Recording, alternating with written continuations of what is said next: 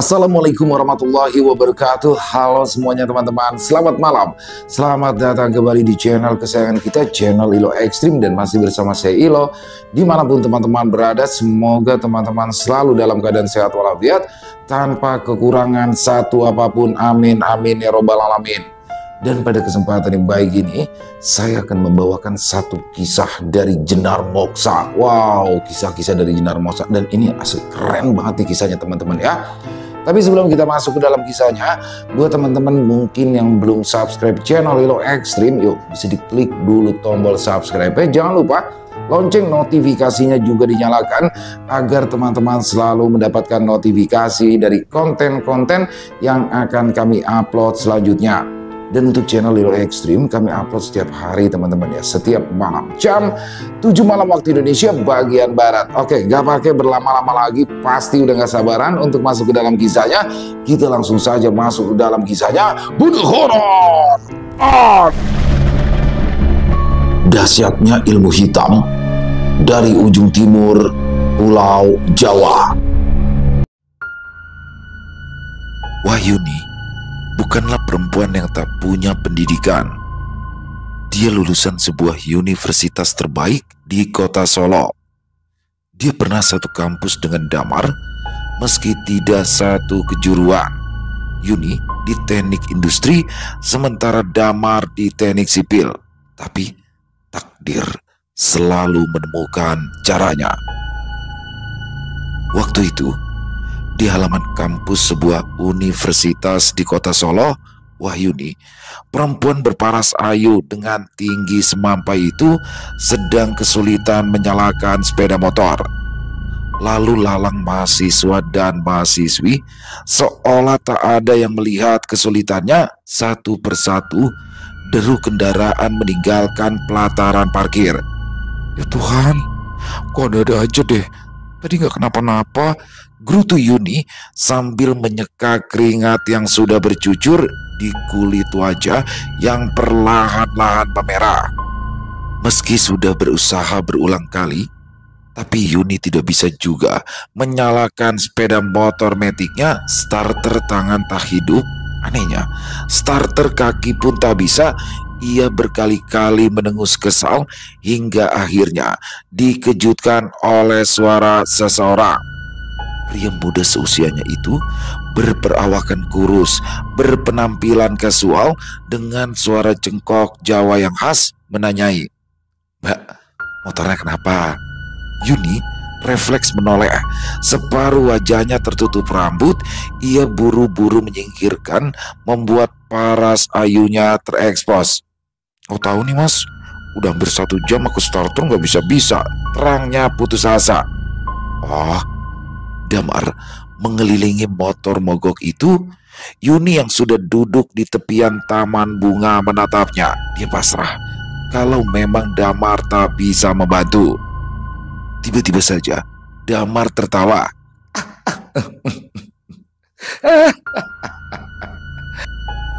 Tawanya menjadi terbahak-bahak, membuat Yuni langsung berdiri dan berkaca pinggang di depannya. "Kenapa mas? Kok malah ketawa gitu sih? Aku pikir tadi sampean orang satu-satunya yang bisa lihat keberadaanku di sini, mau bantuin aku." Yuni mergut, berniat menstarter motornya, tapi Damar langsung mencegah. "Sabar mbak, sabar." "Apa?" tanya Yuni. "Kamu gak niat bantu malah ngetawain. Mendingan kayak yang lainnya pura-pura nggak lihat. Aku jadi seperti hantu di sini, pada nggak peduli."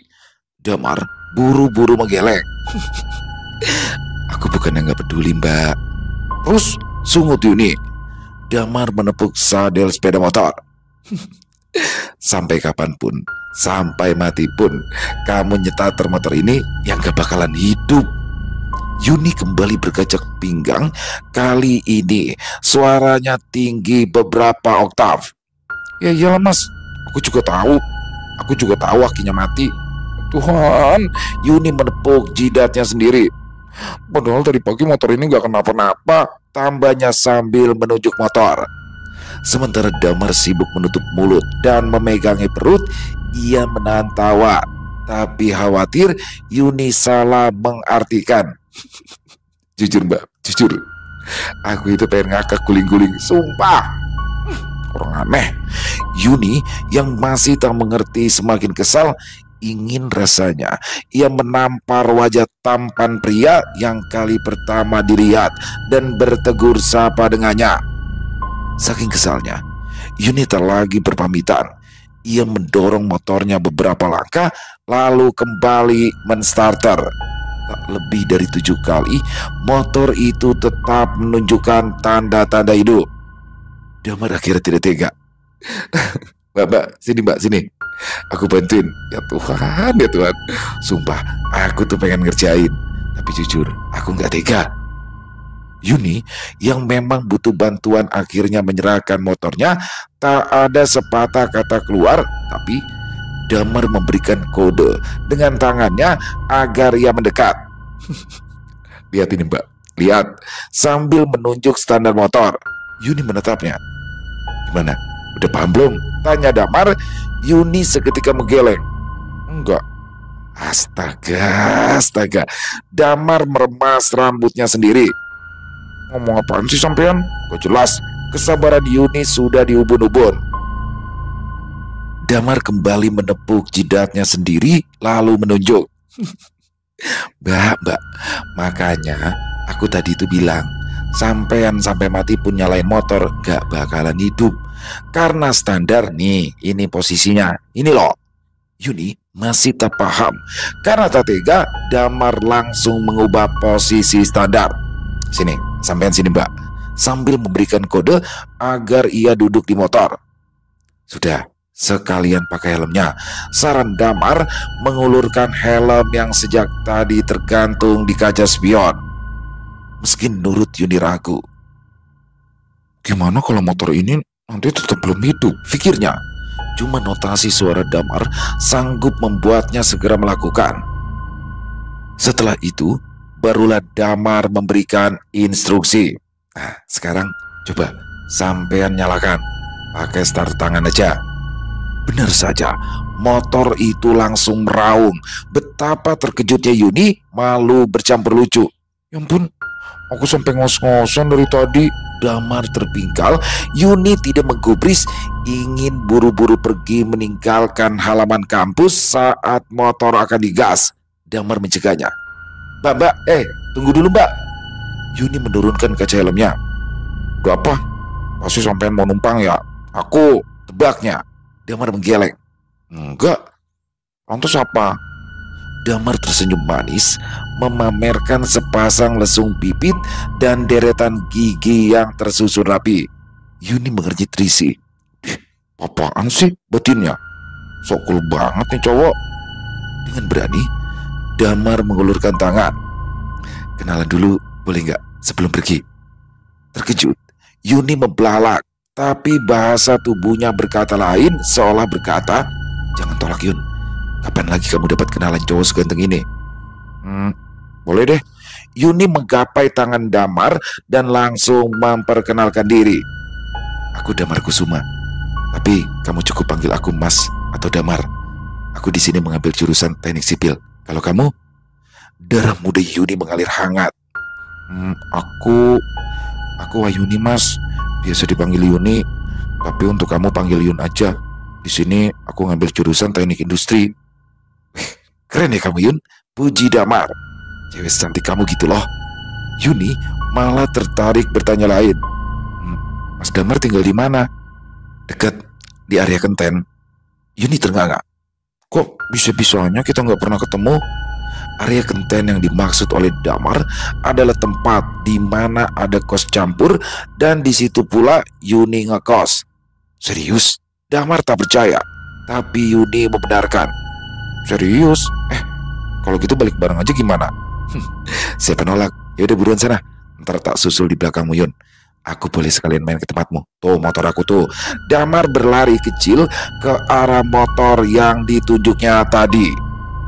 Sementara Yuni sudah berlalu, menunggu di gerbang, ia menatap kaca spion memastikan Damar sudah siap dan mengikuti. Mereka berbarengan pulang menuju kos.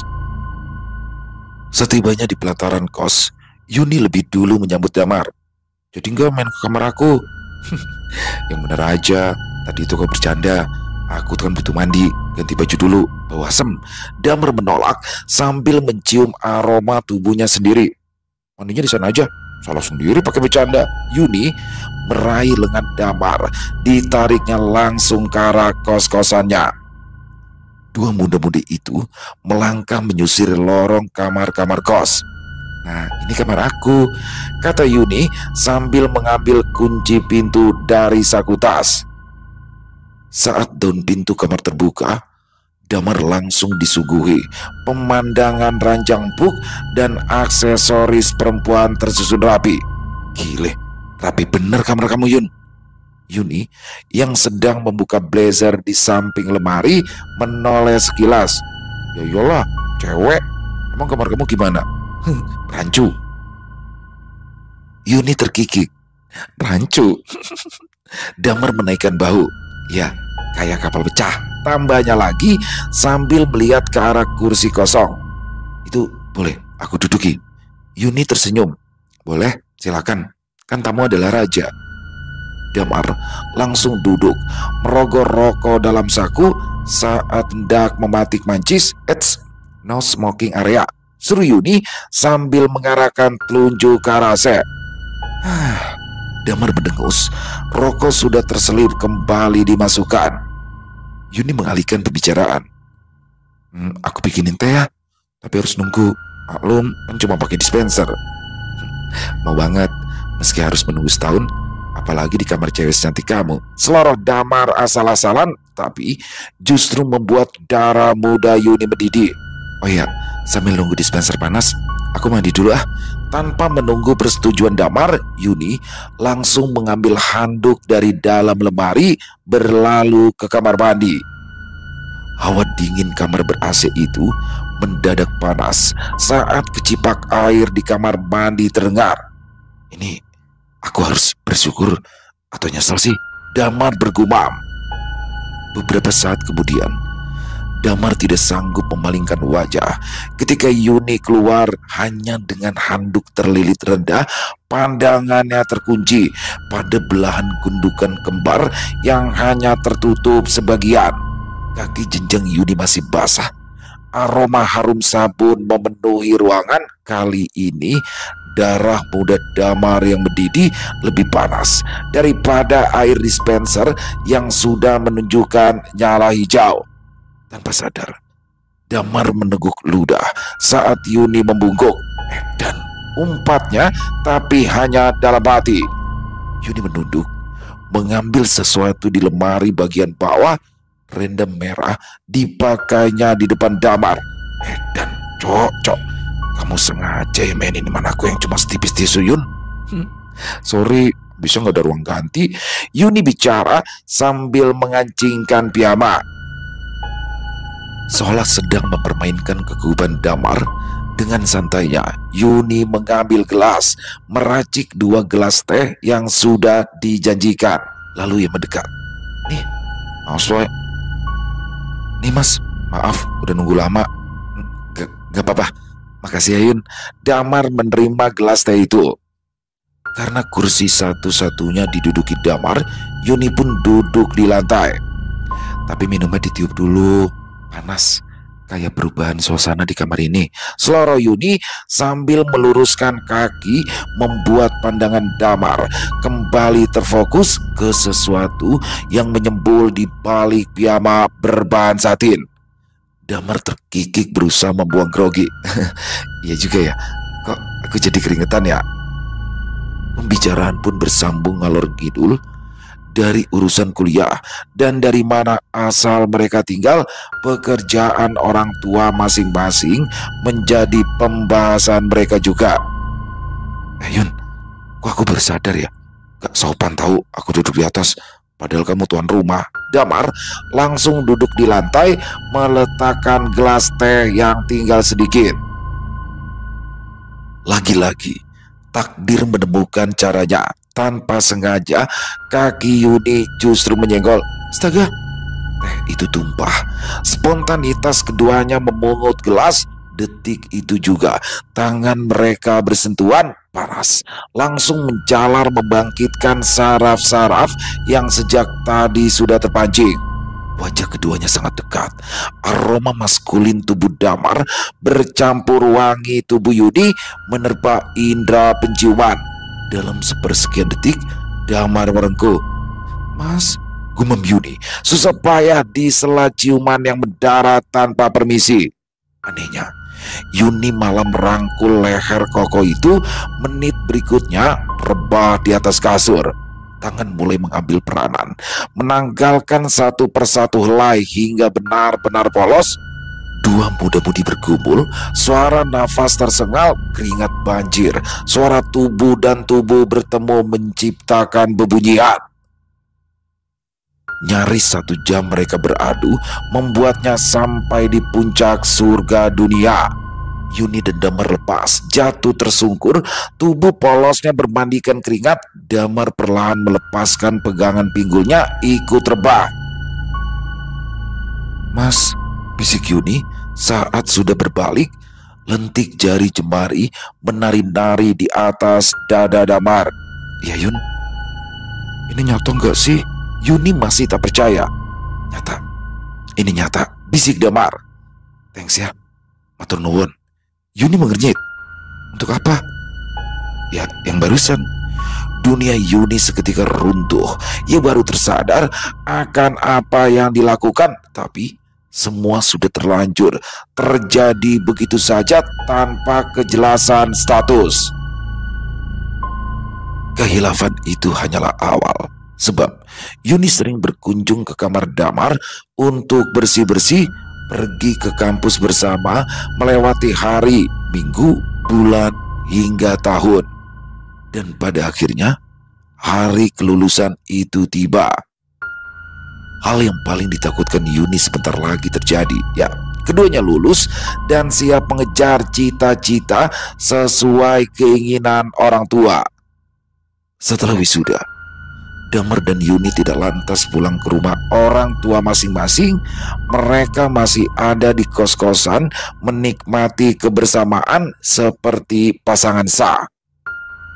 Sambil mencari lowongan pekerjaan dengan titel dimiliki, begitu juga dengan Yuni. "Andai Mas mau nikahin aku dulu sebelum pergi." Yuni tak kuasa menahan air mata setelah kembali bertukar kasih. Damar bangkit. Dagunya bersandar ke pundak Yuni, kedua belah tangannya melingkar, memeluk erat tubuh yang telah menemaninya dalam kurun waktu 2 tahun terakhir. "Kita ada di sini, sama-sama ingin membanggakan orang tua Yun. Kalau kamu aku nikahi secepat ini, pasti orang tuamu akan kecewa. Begitu juga dengan orang tuaku." Damar memberikan penjelasan. Yuni berbalik, tangisnya semakin meninggi. "Tapi kamu janji jangan nikah sama orang lain. Aku nungguin kamu. Kita sama-sama bahagiain orang tua kita dulu, mengangkat derajat mereka. Setelah itu hubungan ini kita resmikan." Meski tidak menyanggupi secara lisan, Damar mengangguk. Yuni menatapnya, ingin mencari keraguan di sepasang mata tegas itu, tapi tak didapatkan. Yuni memejam. Tinggal hitungan hari mereka akan berpisah di peluknya erat Damar, ingin menandaskan aroma tubuh yang membuatnya limbung untuk saat ini. Demi cinta, masa depan, ia harus rela berpisah untuk sementara. Maka perpisahan itu pun terjadi. Keduanya mendapatkan pekerjaan yang diidamkan. Damar akan pergi ke Jepang, mendapat kontrak kerja di sebuah perusahaan otomotif. Sementara itu Yuni di sebuah perusahaan kontraktor di daerah Jayapura, Papua. Dengan begitu, hubungan mereka berubah status menjadi LDR dalam waktu yang tak singkat. Ranjang itu menjadi saksi di mana dua insan itu saling menunjukkan rasa cinta sebelum akhirnya terpisah bermil-mil jauhnya. Yuni terseduh melepaskan kepergian Damar. Separuh jiwanya ikut pergi saat pesawat lepas landas membawa serta cintanya ke negeri orang. Sementara dirinya bersiap ke tempat kerja. Walau seolah sedang berjalan dengan satu kaki, Yuni melewati hari dengan rutinitasnya.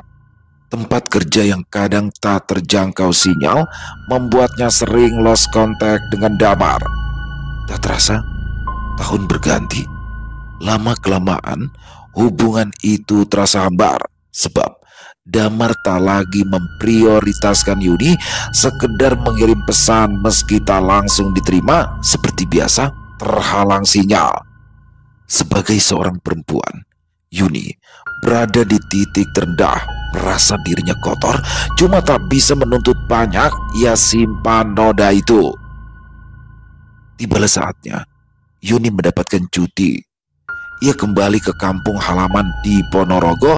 Pertemuan dengan kedua orang tua yang merasa bangga atas pencapaiannya jelas membuat Yuni bahagia. Tapi ada luka yang ditutupinya. Walau sudah tidak terkendala sinyal, Damar sulit dihubungi. Teleponnya memang berdering, pesannya memang terkirim centang 2, tapi tak kunjung merespon. Jangankan balasan, sekedar bubuhan emoji waru pun tak didapatkan. Betapa remuk hati Yuni. Sebagai perempuan yang terzalimi, ia tidak akan tinggal diam. Cinta memang kadang butuh perjuangan. Yuni memutuskan sowan ke rumah orang tua Damar di sebuah kampung yang ada di Malang. Sepanjang perjalanan ditempuh, wajah Yuni menyeratkan kegelisahan luar biasa. Ada firasat yang berkata lain. Tidak mungkin Damar menolak panggilan dan SMS-nya jika tidak ada sesuatu yang bahkan dirinya sendiri takut menyebutkannya. Yuni merasa jika posisinya sudah digantikan oleh perempuan lain. Tidak, Mas Damar hanya milikku. Dia berusaha menepis bisikan itu. Perjalanan terasa begitu panjang dan menyiksa batin. Mobil travel yang ditumpangi Yuni tiba di depan gerbang sebuah rumah yang sudah dipugar habis-habisan. Sangat mewah, mencerminkan sebuah kesuksesan seorang anak yang bekerja di luar negeri. Itu adalah rumah Pak Sadewo, orang tua Damar. Dulu waktu wisuda, mereka pernah bercakap-cakap dan sempat diajak berkunjung ke tempat ini sekali. Yuni melangkah menuju gerbang. Saat kedua belah tangan memegangi teralis besi, intuisinya berkata lain, tapi ia berusaha berpikir positif. Mau cari siapa, Mbak? Tanya seorang satpam terburu-buru. Yuni bimbang. Mau cari Pak Sadewo sama ibu. Aku Wayuni, teman anaknya kuliah dulu, temannya Mas Damar. Boleh masuk? Oh, boleh. Monggo kalau gitu, Mbak. Satpam itu membukakan pintu gerbang. Yuni terpaku beberapa langkah dari pintu gerbang. Rambutnya sebahu tersapu hembusan angin, seolah memberitahu harus siap dengan kenyataan. Aku akan terima apapun kenyataannya, gumamnya, menarik nafas dalam, meyakinkan diri sebagai perempuan kuat dan siap menerima kenyataan meski harus diduakan sekalipun. Setelah derit pintu gerbang ditutup, satpam itu mengarahkan jempolnya kembali. Monggo, Mbak, saya antar ke Bapak sama Ibu Sadewo. Yuni mengikuti, langkahnya teratur, tapi tidak dengan detak jantungnya. Semakin mendekati teras, detaknya semakin tak karuan. Pak Sadewo dan istrinya muncul di ambang pintu. Keduanya jauh berbeda.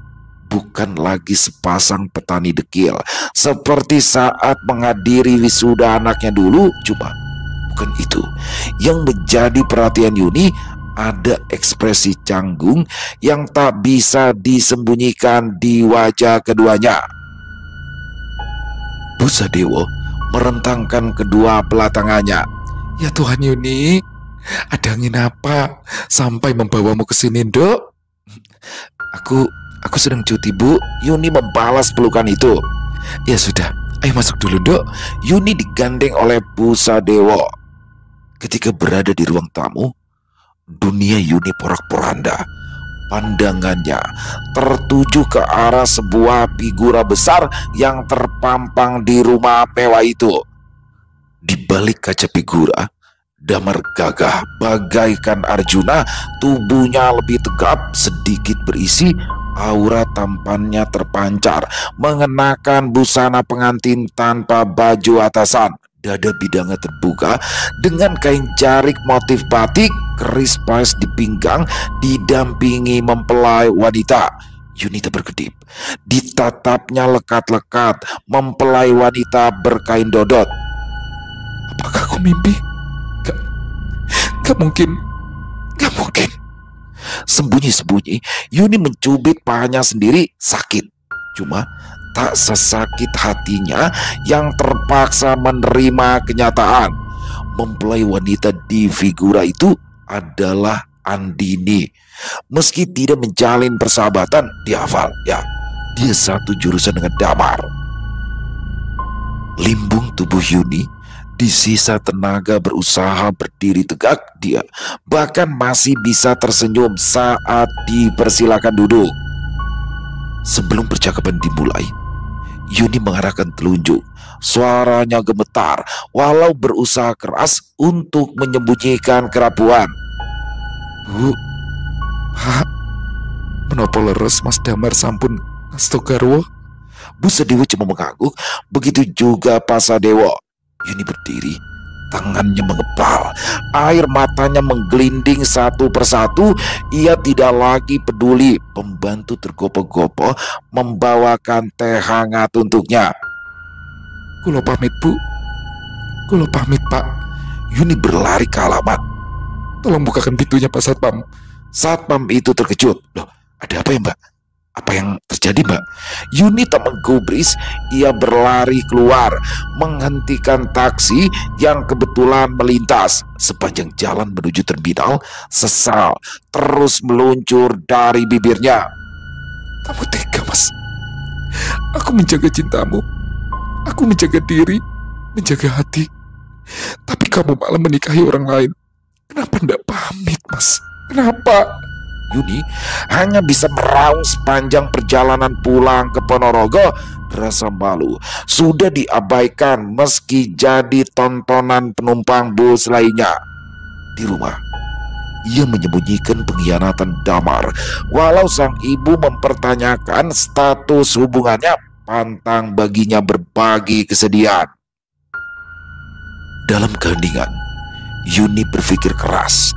Jika cinta, pengorbanan, dan kesetiaan tak lagi dihargai, ada cara lain yang lebih cantik tanpa harus mengotori tangannya dengan hukum. Dalam dingin malam di peluk luka, Yuni sudah memutuskan merebut kembali miliknya. Dengan begitu, dia harus menemui seseorang. Masih dengan mata bengkak, Yuni pergi menuju Banyuwangi. Saat bus berhenti di terminal Brawijaya, ia lanjut naik travel lokal menuju daerah pegunungan yang dikenal dengan praktek ilmu hitam dan dukun santet.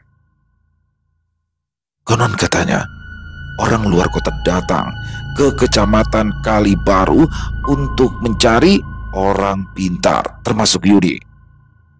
Malam sebentar lagi tiba. Setelah turun dari travel di pertigaan, Yuni masih kembali harus melanjutkan perjalanan menggunakan ojek yang memang sudah stay siap mengantarkan orang dari luar kota. Motor yang ditumpangi Yuni berderak-derak melewati jalan terjal menuju ke sebuah desa terpencil, tempat yang akan memberikannya pertolongan, mengembalikan Damar padanya. Nopo sampun leres niku griyane, Mas? Yuni bertanya sambil mengarahkan jempol ke arah rumah berdinding bambu beratap genting dengan pekarangan yang luas. Tukang ojek itu membungkuk hormat. Oke, sampun leres Bayu. Yuni mengulurkan bayaran. Suara motor meraung menjauh meninggalkannya. Langkahnya mantap memasuki pelataran. Lampu minyak dari getah karet bergoyang-goyang di dalam rumah dengan cahaya temaram yang minim. Udara malam daerah itu terasa begitu dingin menusuk tulang, tapi tidak menyurutkan langkah seorang perempuan tersakiti. Saat Yuni hendak mengetuk pintu,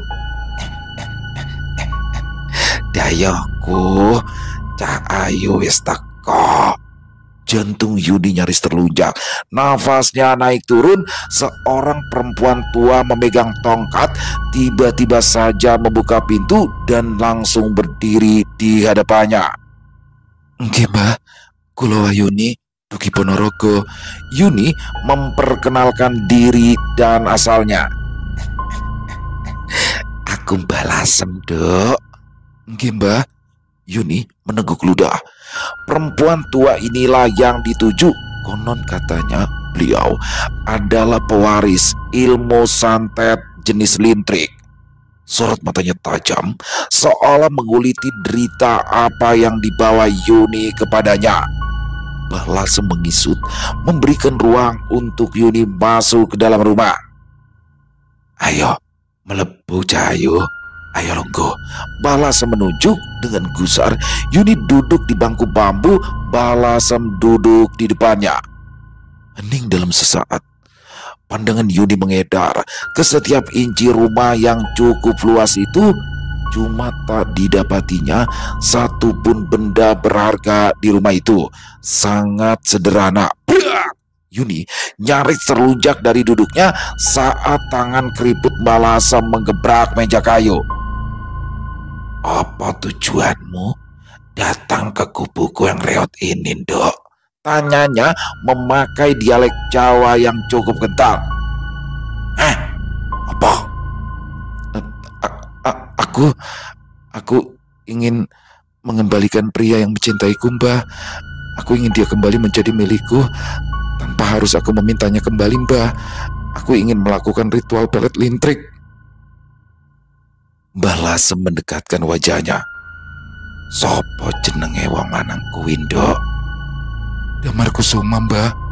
Mbah Lasem menatap lekat mata Yuni. "Hatimu lara, Nduk. Wes mborok. Waktumu datang pas di hari yang baik. Mujur tenan kowe."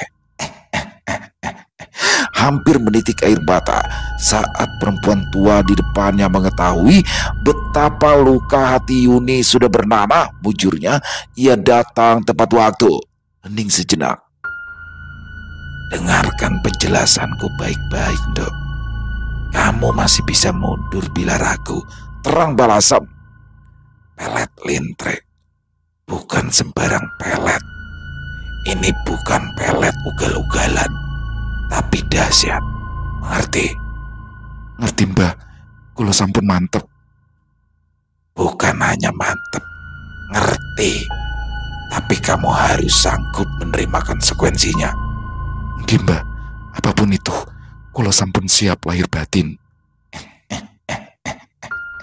"Sekarang dengarkan baik-baik." Mbah Lasem menjelaskan secara detail.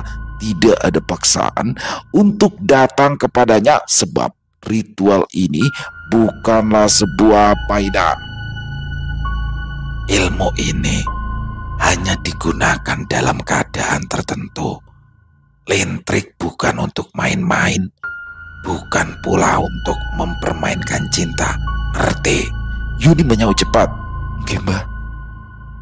Tujuan ritual pelet lintrik untuk mengembalikan pasangan yang berpaling, meluluhkan kerasnya hati kekasih atau suami atau istri, menumbuhkan kembali rasa cinta yang hilang karena konflik, mengikat batin seseorang tanpa menyakiti kehendaknya.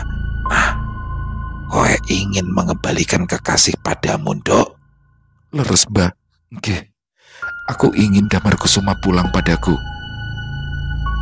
Yuni mantap. Meski sudah diberitahu, berarti ia tidak boleh memaksakan kehendak. Jika memang Damar lebih mencintainya, maka jalannya adalah benar. Sebab lintrik tidak boleh dipakai untuk hawa nafsu atau balas dendam. Tahap berikutnya, Yuni dipersilakan untuk mandi suci di jeding belakang rumah Balasem. Balasem menungguinya sudah dengan selembar kain jarik batik. "Cepat, jangan sampai bulan benar-benar hilang, Dok. Ayo aku antarkan." Yuni buru-buru menyudahi mandi. Saat keluar, Balasem sigap melilitkan jarik. Ia akan melakukan tapa bisu malam ini juga. Berdiam diri semalam suntuk tanpa berkata-kata. Esok lanjut puasa mutih, makan nasi putih dan air putih selama 3 hingga 7 hari. Bermeditasi di bawah pohon keluak yang berdiri kokoh di belakang rumah Balasem. Dimulai dari pukul 1 dini hari hingga menjelang subuh, ditemani lampu minyak. Sambil memegangi lampu minyak, Balasem berjalan ke arah belakang rumah yang jaraknya sekitar 50 meter. Yuni mengikuti di belakangnya dengan hati yang mantap. Saat sudah di bawah pohon besar, Balasem memberikan secari kertas dari balik ikat pinggangnya. "Baca ini baik-baik. Bukan cuma itu, tapi baca dari dalam dasar hati." Yuni menerimanya dengan mantap. "Oke, Mbak."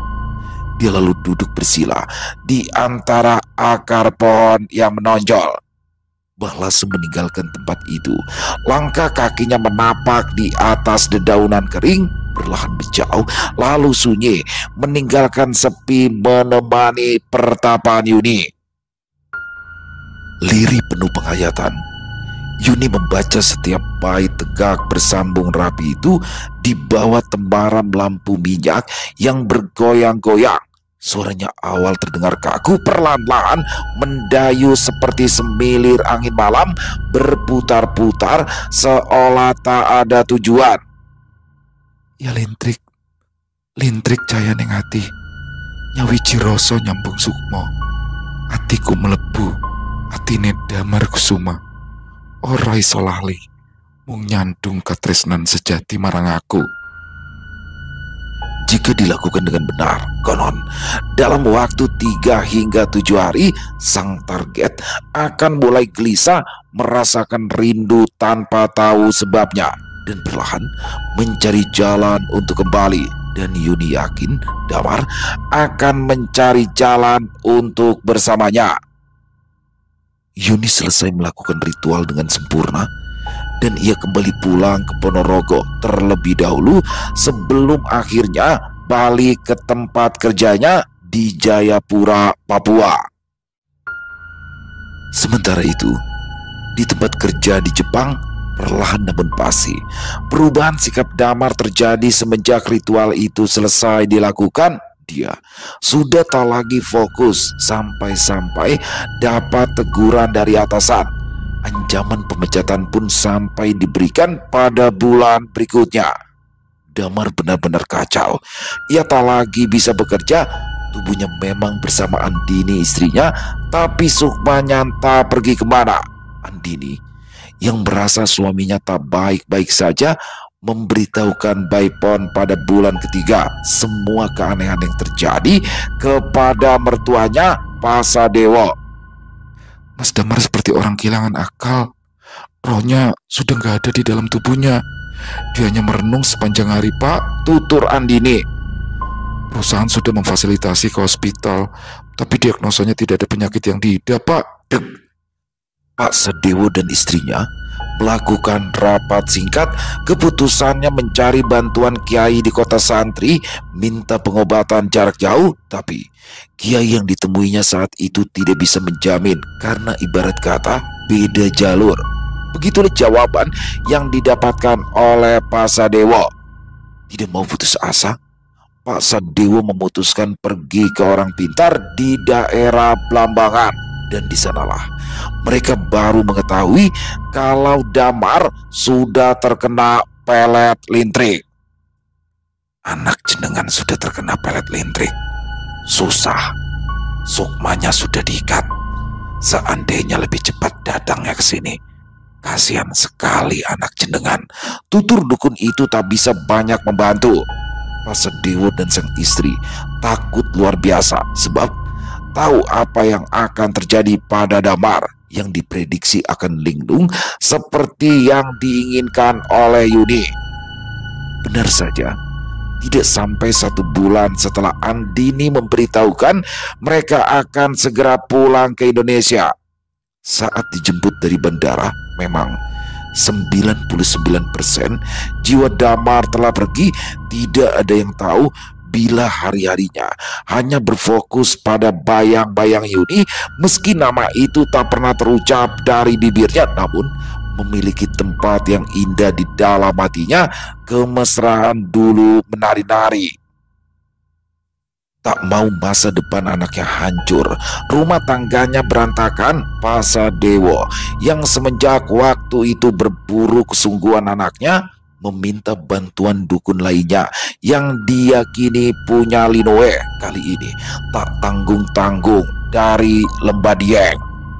Sambil menangkup tangan di depan darah, Pasadewo memohon, "Mbah, tolong Mbah, pagari anak saya. Saya tidak mau dia jadi laki-laki yang bertekuk lutut di bawah kaki perempuan lain. Dia punya istri dan istrinya sedang mengandung." Pasadewo menangis. Sesama perempuan, ia bisa merasakan sakitnya Yuni hingga sanggup menempuh jalan pintas. Namun takdir memang selalu menemukan caranya. Ya, Damar bertemu dengan Andini yang juga mendapat pekerjaan di Jepang. Tak butuh waktu lama, keduanya memutuskan pulang ke tanah air, meresmikan pernikahan. Sebagai orang tua, Pasadewo dan istri memberikan restu, tak tahu jika akan berujung seperti ini. Dukun itu pun melakukan ritual, membakar kemenyan, membaca mantra kejawen, intinya memberi perlindungan pada Damar tanpa bisa mencabut, sebab pelet lintrik tidak akan hilang kalau tidak dicabut oleh si pelaku tapa bisu, Yuni, sang pengikat sukma. Tidak ada kelegaan di hati Pasadewo dan istri kala meninggalkan rumah dukun di Lembah Dieng. Selebihnya mereka hanya bisa pasrah menerima kenyataan. Benar saja, 3 bulan kemudian Damar linglung 100%. Nama yang keluar dari mulutnya hanyalah Wahyuni. Cuma saja bukan dengan ekspresi rindu, melainkan takut. Pergi kamu Yuni. Wahyuni, pergi. Kita tidak punya ikatan apa-apa. Aku tidak pernah menyatakan cinta padamu. Pergi. Semua itu berjalan begitu saja, bukan? Kenapa Yun? Kenapa kamu minta pertanggungjawaban dariku? Pergi Yun, kita sama-sama nikmat. Pergi Yuni, pergi. Suara dari dalam rumah mewah Pasadewo itu terus menggema dari pagi tembus pagi. Kiai datang satu persatu sesuai undangan Pasadewo, sementara Andini terus mendampingi. Perutnya semakin membesar. Diprediksi sekitar 1 bulan lagi adalah waktu kelahiran. Namun Damar masih jauh dari kata sembuh. Sementara itu, Wahyuni yang berada di tempat kerjanya melewati hari-harinya seperti biasa, masih tertutup dan tak berniat membuka hati. Dendam membuatnya tak ingin mencintai dan dicintai. Waktu berjalan begitu lambat. Pada akhirnya tibalah waktu di mana prediksi Andini akan melahirkan. Di ruang bersalin rumah sakit swasta, Andini mengejar, berjuang bersalin normal seorang diri. Mujurnya, bayi laki-laki itu terlahir tanpa satu halangan berarti. Pasadewo dan istri menyambut cucu tercinta dengan tangis haru biru. Damar bahkan tidak merespon saat tangis bayi menggema di rumah mereka. Setelah masa nifas, Andini tak lagi bisa menyimpan keinginannya untuk melepaskan penderitaan Damar. Ia mengungkapkan rencana yang sudah tersusun berbulan-bulan lalu pada ibu dan bapak mertuanya. "Pak, Bu, aku minta izin pada jenengan berdua." Pasadewo bingung sesaat. Mau minta izin apa, Tondo? Menunggu jawaban dari Andini, wajah pasangan suami istri itu pucat pasi. Andini menarik nafas dalam-dalam terlebih dahulu, merangkai kata yang pas untuk disampaikan. Aku akan melakukan hal yang sama seperti Yuni lakukan pada Mas Damar. Apa? Busa Dewo. Apa? Busa Dewo setengah berdiri saking terkejutnya. Apa yang kamu katakan tadi, Nduk? Mau ritual topo bisu? Andini mengangguk. Iya, Pak. Iya, Bu. Aku akan melakukan ritual tapa bisu untuk mengikat sukma suamiku. Ya Tuhanku, apa meneki rata Pasa Dewo? Kami tuh ndak mau. Kalau kamu sampai kenapa-napa, Dok, cukup sudah. Kami kehilangan separuh jiwa Damar. Jangan lagi ditambah kamu yang sudah kami anggap sebagai anak sendiri, Dok. Jangan, Dok. Namun, keputusan Andini sudah tak bisa diganggu gugat. Diantarkan satpam yang merangkap menjadi sopir, Andini pergi ke tempat di mana dulu Yuni melakukan ritual. Hal yang sama dilakukan Mbah Lasem pada Andini, diminta menceritakan beban batinnya. Aku hanya ingin sukma suamiku kembali, Mbah. Karena aku yakin jika dia adalah cinta sejatiku dan aku adalah cinta sejatinya. Baik, Cahayu. Jika sampai kamu salah mengira, maka akibatnya akan kamu tanggung sendiri. Cinta tidak boleh dipaksakan. Ajian pelet lentrik tidak liar, Dok. Bukan dibayar dengan darah dan nafsu, apalagi dendam. Andini meyakinkan hati. Aku siap, Mbah. Kedatanganku di sini dengan hati yang bersih penuh cinta. Malam itu, tepat di jam 1 dini hari, setelah mandi suci, tubuhnya dibalut kain jarik, Andini bertapa di bawah pohon keluak. Bibirnya tulus menguntai setiap bait penuh makna dari dalam hati yang terdalam. Berdasarkan cinta, ingin mengikat sukma Damar kembali padanya.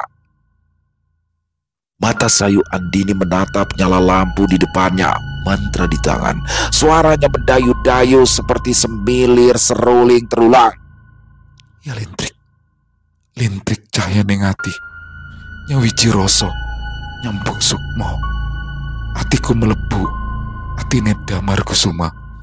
Ora iso lali, mau nyandung katresnan sejati marang kula. Angin malam mendesau, membawa mantra itu pergi jauh ke arah yang dituju. Ritual selesai dilakukan Andini di bawah panduan balasan selama 7 malam. Kemudian ia pun diperbolehkan kembali pulang ke Kota Malang. Perjalanan sangat melelahkan, harus ditempuh lagi oleh Andini. Hingga akhirnya mobil tiba dan pintu gerbang terbuka lebar. Sopir langsung memasukkan mobil berhenti di pelataran. Bu, sampun sampai, Bu, kata sang sopir sambil menengok ke arah Andini yang rupanya tertidur kelelahan. Andini menggeliat, tubuhnya terasa remuk sambil mengucek mata. Ya Tuhan, akhirnya sampai juga. Sesaat kemudian matanya membelalak. Aku ngimpi, tolong beritahu aku. Ia menepuk-nepuk pundak sang sopir. Sopir yang menemani juga terkejut. Sampai ndak mimpi, Bu. Aku juga nggak ngimpi. Sopir sampai menampar wajah sendiri. Nyata, Bu, nyata. Ia segera turun membukakan pintu untuk Andini. Monggo, Bu, silakan. Dia ikut bahagia dan menangis haru. Mas! Andini histeris berlari dan bersujud di bawah kaki suaminya. Damar sedang menggendong-gendong buah hati mereka di ambang pintu, memberikan kejutan. Sementara Pak Sedewo dan istri bercucur air mata di samping, tak menyangka bila mana perjuangan sang menantu membuahkan hasil. Sukma Damar terikat pada orang yang tepat, istrinya. Terima kasih Tuhan, terima kasih Gusti, raung Andini dalam sujudnya. Damar berlutut, disentuhnya kepala Andini. Kau tidak pantas bersujud, Ra. Sebab akulah yang pantas melakukannya. Aku sudah berdosa. Maafkan aku. Damar hendak bersujud. Jangan, Mas, Jangan. Andini mengangkat wajah. Mereka sama-sama berlutut. Air mata bercucuran. Bagaimanapun juga, kamu adalah surgaku, Mas. Surgaku ada padamu. Setiap orang punya masa lalu. Terima kasih, Andini. Pasangan suami istri itu saling berpelukan. Satpam yang menjadi saksi mengantarkan perjuangan Andini menangis terseduh-seduh di samping mobil. Akhirnya kupingku repudek lagi dengar teriakan Mas Damar. Gak perlu capek antar jemput kiai, dukun, dengusnya di sela menyingkirkan air mata. Bu Sadewo dan suami ikut berlutut saling berpelukan. Terima kasih, Dok. Terima kasih. Sementara itu, jauh di Jayapura, Papua, tempat Wahyuni bekerja, sambil menunggu kedatangan pria yang diinginkan bersujud di bawah kakinya, tapi tidak kunjung, hari-harinya semakin mencekam. Wahyuni tak kuasa menahan teror gaib. Atas ikatan ritual waktu itu, suara-suara sumbang terus terdengar, seperti sukma yang minta dilepaskan. Di sudut kamarnya, seperti ada orang tua menunjuk arahnya. Ekspresinya marah, seolah mereka berkata, "Perempuan kotor, kau sudah mengotori ritual lintek." Tidak sanggup lagi, Yuni memecahkan kaca rias dengan kepalan tangannya. Brak, piar! Kaca berserakan, mata Yuni berkilat. Dia sudah patah arang, tak ada cinta, tak ada kiblat. Senyumnya tersungging aneh, mengerikan. Mas Damar, rupanya aku cuma jadi pelampiasan nafsumu waktu itu. Yuni, rugi banget kowe, Yun. Yuni merasa kotor, bodoh, tak pantas hidup. Dengan senyum sempurna, dia mulai menyayat pergelangan tangan tepat di bagian nadi. Untuk apa aku hidup lagi? Begiknya sambil menggaris-garis pecahan kaca tajam pada kedua belah lengan secara brutal. Mas Damar Kusuma. Nama itu terucap lancar meski sangat pelan, sebelum akhirnya pandangan Yuni benar-benar gelap. Tubuhnya terpelanting, jatuh, tersungkur di lantai.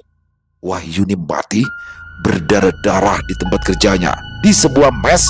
Mirisnya, saat itu menjelang weekend, semua karyawan memilih hangout di kota. Senin pagi barulah mereka akan datang. Waktu kerja tiba. Aroma busuk dari mes menguar, membuat para pekerja yang baru datang saling bertanya-tanya dari mana asal bau bangkai yang menyengat itu. Dan orang satu-satunya yang bisa ditanyai adalah stoker tukang masak yang bernama Bu Yatmi. Menurut keterangannya, Yuni memang tidak keluar sejak Jumat malam. Para karyawan langsung saling pandang. Atasan mereka tak keluar sejak hari itu, tentu ada sesuatu yang terjadi. "Ayo, cepat, dobrak pintunya!"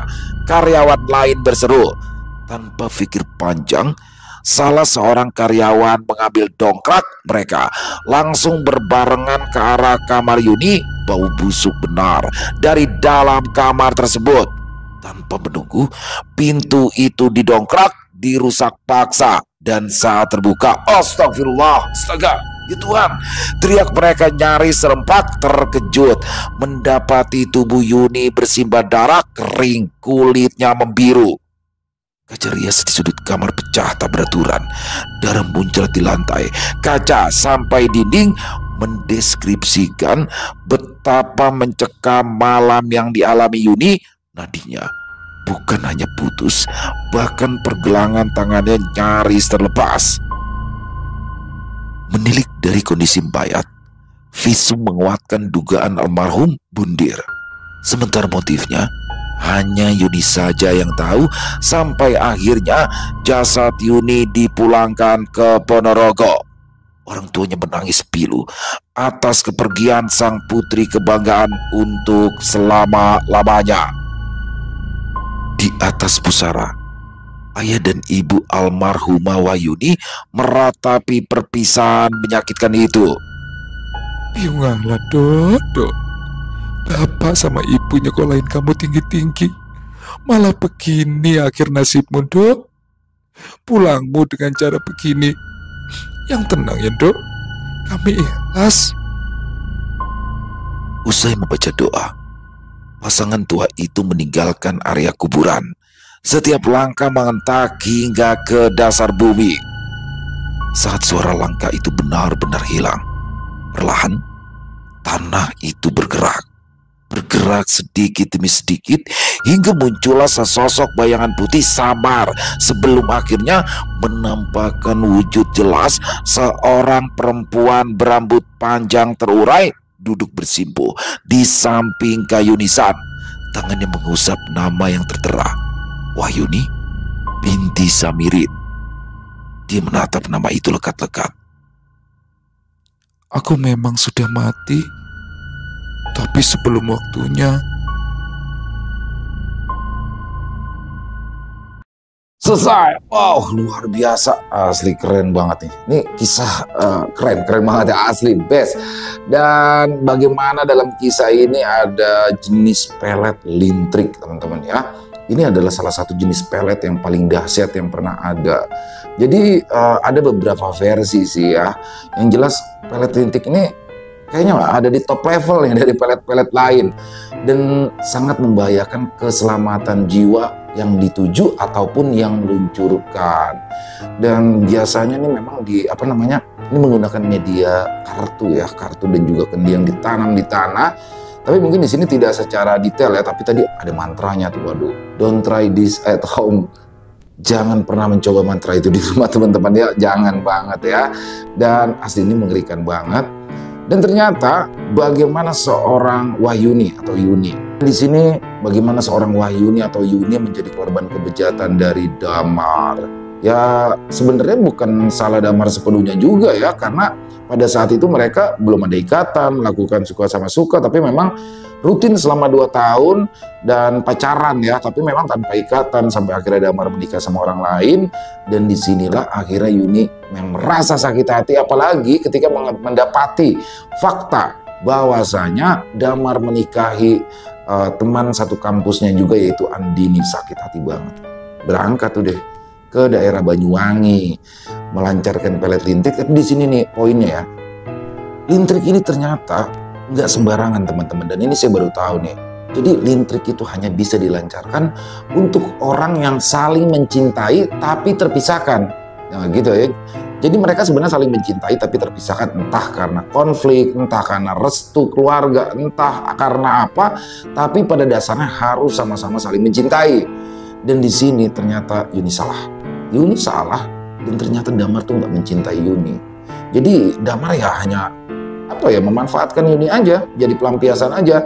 Dan Andini melakukan aksi balasan, yaitu melancarkan ilmu pelet lintrik juga kepada Damar. Tapi di sini berhasil. Karena apa? Damar benar-benar mencintai Andini. Ini poinnya, teman-teman ya. Dan di sini bagaimana Yuni akhirnya frustasi dan akhirnya mengakhiri hidupnya. Tragis banget. Jadi begini, teman-teman. Apa yang dilakukan oleh Andini tujuannya baik. Tujuannya memang baik ya, untuk merebut suaminya kembali. Dan tapi tetap nggak boleh teman-teman ya. Jadi jangan menggunakan hal-hal seperti ini. Dan ingat teman-teman, kekuatan terbaik adalah doa. Jadi doa dengan ketulusan, keikhlasan hati, itu menurut saya yang terbaik. Apalagi doa dari orang tua. Jadi apapun tetap tidak dibenarkan untuk Andini melancarkan apa yang sudah dilakukan oleh Yuni ya, teman-teman. Dan di sini mari kita ambil hikmah yang baiknya dari kisah barusan, dibuang yang buruk-buruknya. Apabila memang tidak ada yang baik, dijadikan hiburan saja. Tapi benar-benar kisahnya keren banget. Thanks Jenar Moksa, terima kasih. Ditunggu lagi untuk kisah-kisah selanjutnya. Jadi favorit baru nih Jenar Moksa ya. Dan silakan buat teman-teman yang mungkin punya komentar lain, punya pendapat lain tentang kisah barusan, bisa menuliskan di kolom komentar ataupun hanya sekedar saling menyapa. Insya Allah kami akan menjawabnya satu persatu.